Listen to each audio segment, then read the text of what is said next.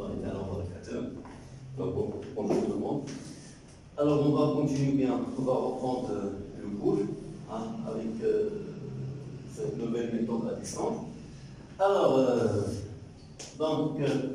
on va continuer ce qu'on appelle, bien, on va accéder le nouveau chapitre, bien, le nouveau chapitre, c'est ce qu'on appelle les mémoires électroniques.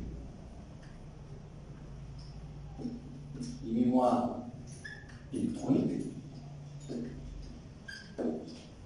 Mais avant bien ce qu'on appelle de présenter les caractéristiques des mémoires électroniques, on va bien ce qu'on appelle présenter la définition, bien les notions générales, les propriétés, bien les caractéristiques générales d'une mémoire. Okay? Alors, premièrement, c'est présentation. Alors, dans laquelle on va présenter 6 points une mémoire d'une façon générale. Donc, alors, par définition, ça veut dire mémoire. Ou bien, avant de donner bien ce qu'on appelle une définition à la mémoire, on va présenter quelques exemples au niveau de mémoire. Alors, exemple de mémoire. Okay. Alors, on a par exemple carte mémoire.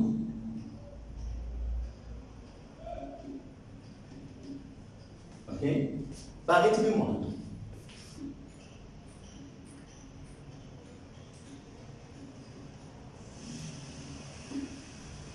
Ok.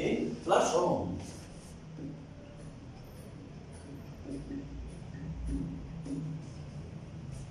Ok. Clé USB d'enregistrement.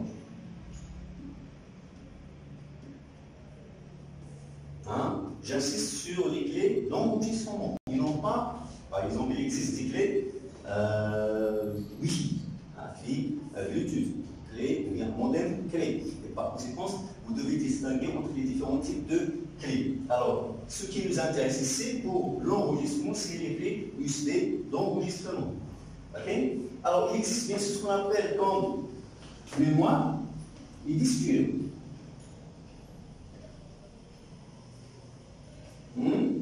Alors, par exemple, disquette. Okay. Alors, vous pouvez bien sûr ce qu'on appelle rencontrer comme mémoire, c'est les bandes magnétiques. Les bandes magnétiques. Bandes magnétiques. Par exemple, une acoustique pour la cassette, audio bien vidéo. Ok. Alors, vous pouvez bien ce qu'on appelle avoir en mémoire, c'est un autre type de mémoire, c'est-à-dire les CD-ROM, les DVD-ROM, les Blu-ray. Ok. Alors, comme vous voyez, j'ai classé bien ce qu'on appelle les mémoires. Et par conséquent, alors on va distinguer entre les mémoires électroniques qui utilisent la technologie des composantes électroniques pour enregistrer bien ce qu'on appelle les données. Alors dans laquelle vous pouvez bien ce qu'on appelle trouver carte mémoire, barrette mémoire, flash ROM, clé USB, ainsi de suite. Okay? C'est ce qu'on appelle les mémoires électroniques.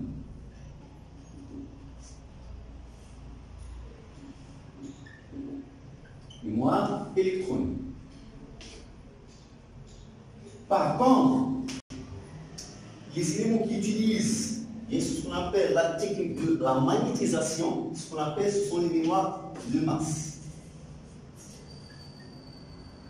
Mémoire de masse. Ok? Alors, le dernier type, c'est les mémoires optiques. Mémoire optique. Ok? Donc, je cherche tout simplement un autre style pour faire la différence entre les différents types de mémoire. Ça arrive bien ce qu'on appelle la technologie d'enregistrement. Alors, dans laquelle vous trouvez bien ce qu'on appelle pour les mémoires électroniques, les composantes électroniques qui enregistrent ou bien gardent les informations. Par contre, bien ce qu'on appelle les mémoires de masse utilisent la technologie de la magnétisation pour garder les informations. Alors, le dernier type, c'est ce qu'on appelle les mémoires optiques. qui utilise bien ce qu'on appelle la technique ou bien la technologie des rayons optiques. Okay? Alors, enfin, selon cette présentation des différents exemples de mémoire, on peut bien sûr ce qu'on appelle déduire une petite définition au niveau de la mémoire. Ça veut dire, alors, et par conséquent, la mémoire, c'est un élément physique, parce qu'il existe ce qu'on appelle les mémoires virtuelles. Alors, ce qui nous intéresse ici, dans notre cas, c'est les mémoires physiques. Donc, c'est un élément physique capable d'enregistrer des informations d'une aussi longtemps que possible et de les restituer sur comment? C'est ça donc la bonne définition. Donc, comme définition de la mémoire d'une façon générale, alors la mémoire, c'est un élément physique capable d'enregistrer ou bien, il y a ce qu'on appelle sauvegarder, ou bien ce qu'on appelle garder, les informations, bien les données, les informations, d'une façon aussi longtemps que possible et de les restituer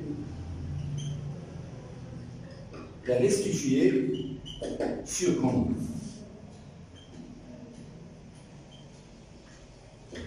Okay. Alors, il existe plusieurs types de mémoire, selon ce qu'on appelle l'exemple présenté.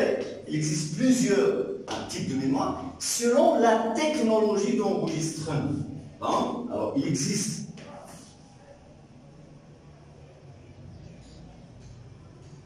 plusieurs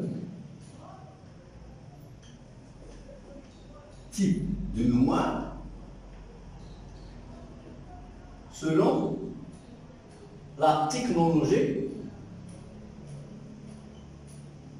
d'enregistrement.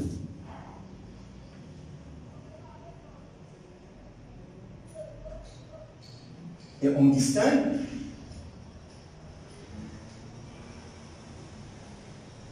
voilà, selon bien ce qu'on appelle cet exemple, les trois types de mémoire. Ok?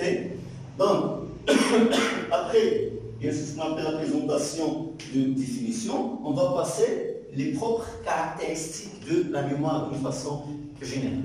Ok? Donc, les principales caractéristiques de bien ce qu'on appelle la mémoire. Ok? Alors, je peux effacer bien ce qu'on appelle cette partie. Bon.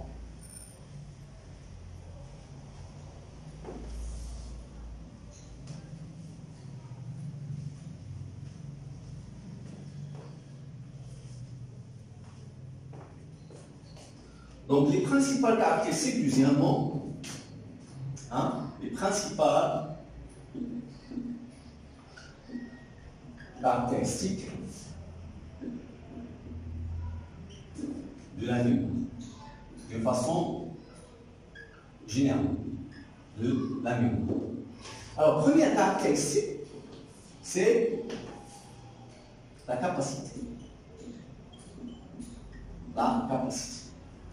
Alors, toujours, il y a ce qu'on appelle, on pense à la capacité, ça veut dire l'espace d'enregistrement, il y a ce qu'on appelle la quantité des informations que peut stocker une mémoire. Donc, la capacité, par définition, c'est la quantité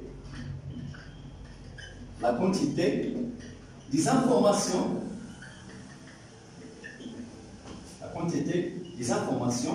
que peut stocker une mémoire. Stocker une mémoire.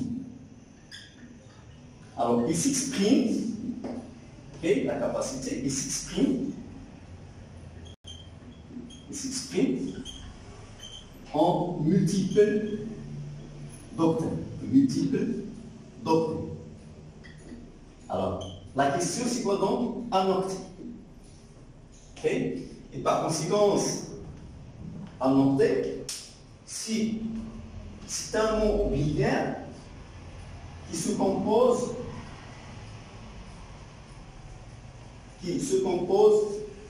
de 8 bits.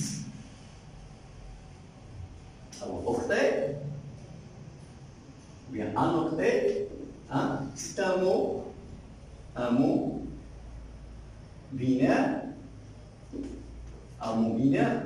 de 8 bits.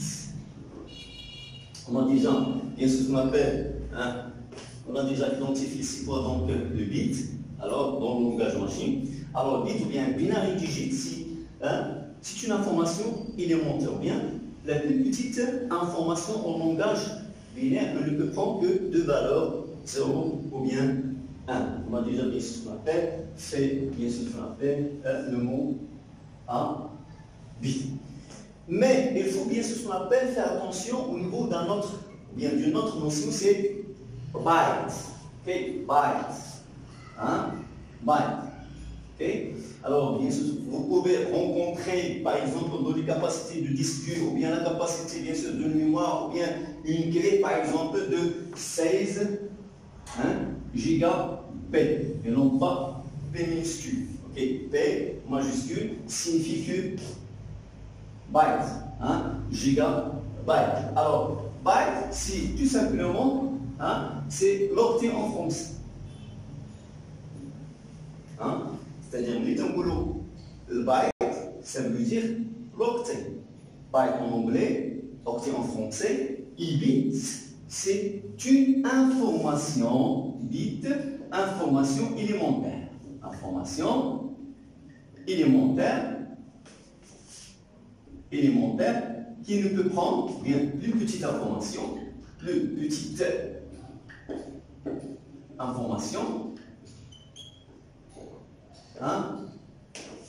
qui n'accepte que deux valeurs. Ça veut dire 0 et 1. Ok? Alors, 6 gigabytes est égal que tout simplement 16 gigaoctets en français. Okay?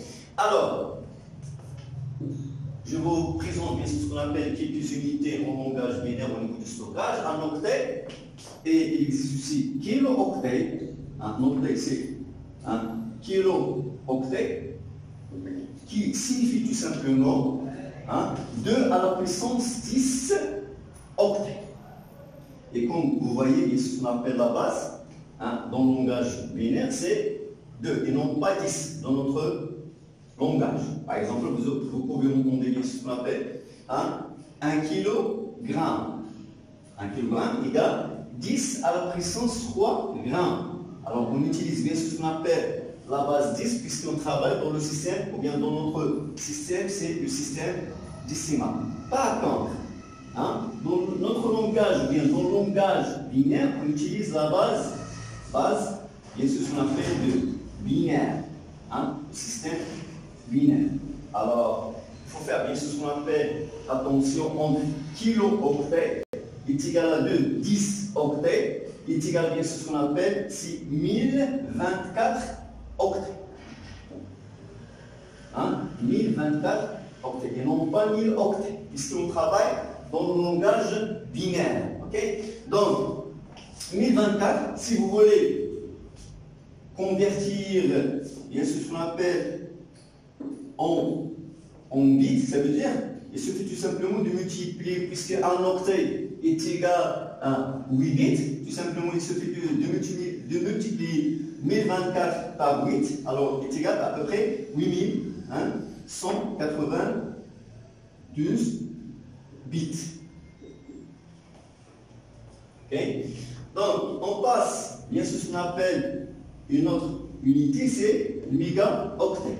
Alors, mégaoctet, mégaoctet est égal à 2 à la puissance 10 kilo-octets, est égal à 2 à la puissance 20 octets. Alors, une autre unité, c'est gigaoctet. Donc, gigaoctet, ça va noter gigaoctet. Alors, il est égal à 2 à la puissance 10 mégaoctet. Mégaoctet, c'est égal que 2 à la puissance 30 octets. Okay. Alors, après le giga, vous pouvez trouver tera, un teraoctet. Teraoctet est égal à 2 à la puissance 10, bien sûr, gigaoctet est égal que 2 à la puissance 40 octets. Ok. Et après le tera, il existe le pétaoctet. Pétaoctet est égal, bien sûr, 2 à la puissance 10 teraoctet. Alors, il est égal que 2 à la puissance 50 octets. Après le tera, vous pouvez trouver bien sûr ce qu'on appelle l'hexa, un hexaoctet. Donc, hexaoctet, qui n'est égal tout simplement que 2 à la puissance 10 pétaoctet, est égal que 2 à la puissance 60 octets. Alors, il existe d'autres unités, mais je vois que l'hexa c'est suffisant pour bien sûr ce qu'on appelle, puisque les disques durs, il atteint le tera. Et après, il peut bien sûr ce qu'on appelle atteindre le péta, et après, bien sûr, il existe d'autres unités, mais il trouve que je peux bien sûr ce qu'on appelle arrêter à l'hexaoctet. Et si vous voulez bien sûr dans ce qu'on appelle les autres unités, vous devez bien sûr ce qu'on appelle les chercher. Donc, après bien sûr ce qu'on appelle la capacité, il faut penser une deuxième caractéristique, c'est le temps d'accès. Le temps d'accès, c'est-à-dire le temps nécessaire pour accéder à une information dans la mémoire. Okay? Donc, une deuxième caractéristique, c'est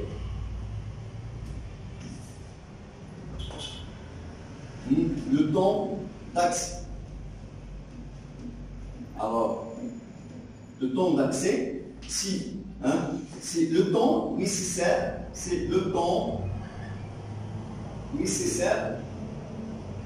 pour accéder à une information, pour accéder à une information, pour accéder à une information dans la mémoire. Ok?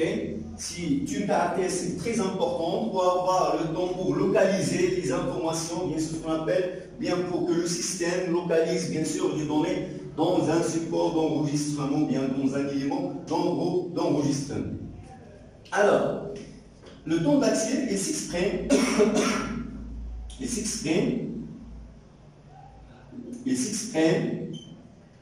en nanosecondes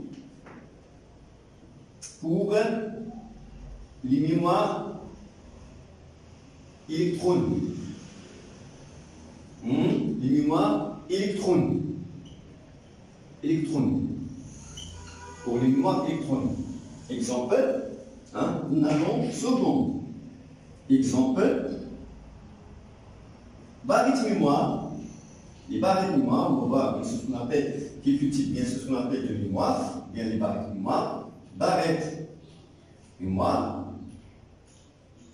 ayant un temps entre 20 et 80, bien sûr, nanosecondes. Le temps d'accès pour bien ce qu'on appelle des barrettes mémoire, bien les mémoires électroniques, exemple barrettes mémoire, c'est entre 20 et 80 nanosecondes. Par contre, les mémoires de masse, le temps,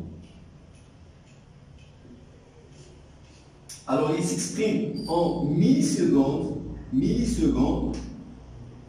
ok, millisecondes pour les mémoires de masse. Pour les mémoires de masse. Les mémoires de masse. Exemple, disque dur ayant un temps, à peu près le temps hein, le temps d'accès à peu près 1 milliseconde. Et par conséquent, hein, sachant que bien sûr ce qu'on appelle 1 milliseconde est égal à 10 moins, bien sûr ce qu'on appelle 3 secondes, par contre nanoseconde est égal à 10 à la puissance moins 9 secondes. Alors, si on compare les mémoires de masse et les mémoires électroniques, on trouve que les mémoires électroniques c'est plus rapide, hein, par rapport aux mémoires de masse. Ok. Donc,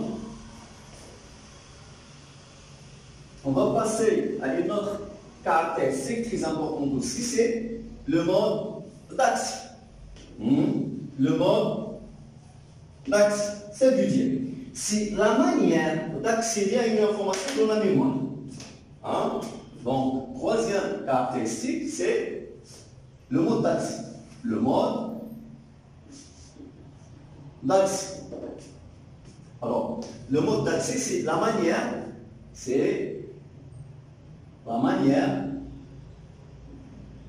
d'accéder à une information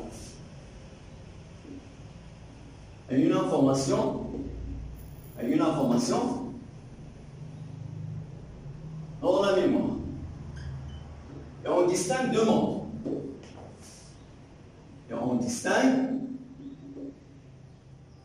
modes. Alors, le mode direct, ça veut dire la communication entre processeur et la RAM. Processeur CPU, le CPU communique avec barre de mémoire ou bien les RAM d'une façon générale. Alors, cette manière, c'est direct. Par contre, deuxième mode, c'est mode séquentiel, ou bien indirect. Séquentiel, ou bien indirect. Ok? Dans laquelle, bien sûr, ce qu'on appelle, vous pouvez penser la communication entre disque dur et CPU, bien le processeur. Alors, comme vous voyez ici, bien sûr, par exemple, si vous voyez, ou bien si vous avez bien sûr ce qu'on appelle disque dur, alors la communication se fait, bien sûr, ce qu'on appelle par le mode séquentiel. Ça veut dire les informations, bien la communication entre le processeur et le disque dur, s'effectue bien sûr ce qu'on appelle par deux étapes. La première étape, le chargement des données de la RAM, et après l'envoi des données vers le poste, et après le traitement bien sûr ce qu'on appelle des données seront envoyées vers la RAM, et au niveau du stockage, ils seront enregistrés dans le disque dur. Okay? Alors, et comme vous voyez, la communication entre processeur et disque dur se fait d'une manière indirecte et par conséquent c'est un mode séquentiel. Mode séquentiel. Par contre, la communication entre processeur et RAM, mode c'est direct. Okay? Donc, troisième, quatrième caractéristique, c'est la volatilité. La volatilité. Alors, comme une quatrième caractéristique, c'est la volatilité. Ça veut dire la volatilité. Alors, la volatilité, les données peuvent se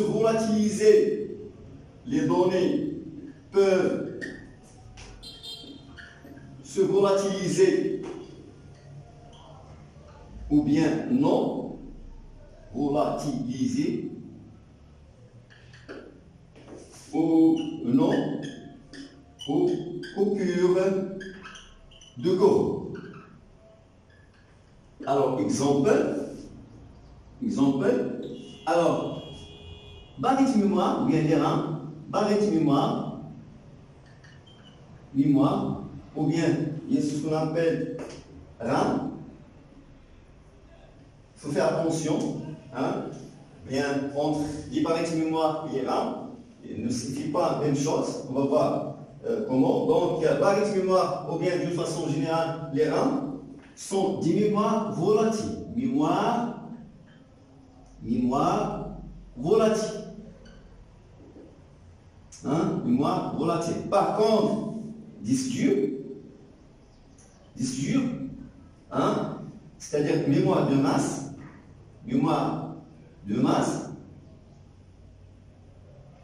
c'est non volatile. Mémoire non volatile. Hein? Mémoire non volatile. Ok? Donc, cinquième caractéristique, et la dernière caractéristique, c'est le prix. Ok? Le prix. Alors, dans le prix, je vous donne bien ce qu'on appelle un exemple, et je vous laisse bien ce qu'on appelle déduire les mémoires qui sont trop chères. Alors, le prix. Ok? Donc, pour le prix, alors si vous avez ce qu'on appelle un disque dur de 500 gigaoctets, alors à peu près, sont ici 300 dirhams. Ok? Par contre, une mémoire,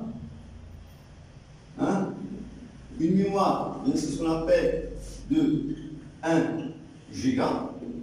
Ok? Ça veut dire si à peu près 70 dirhams. Ok? Alors, la mémoire la plus chère ici, c'est automatiquement les mémoires électroniques.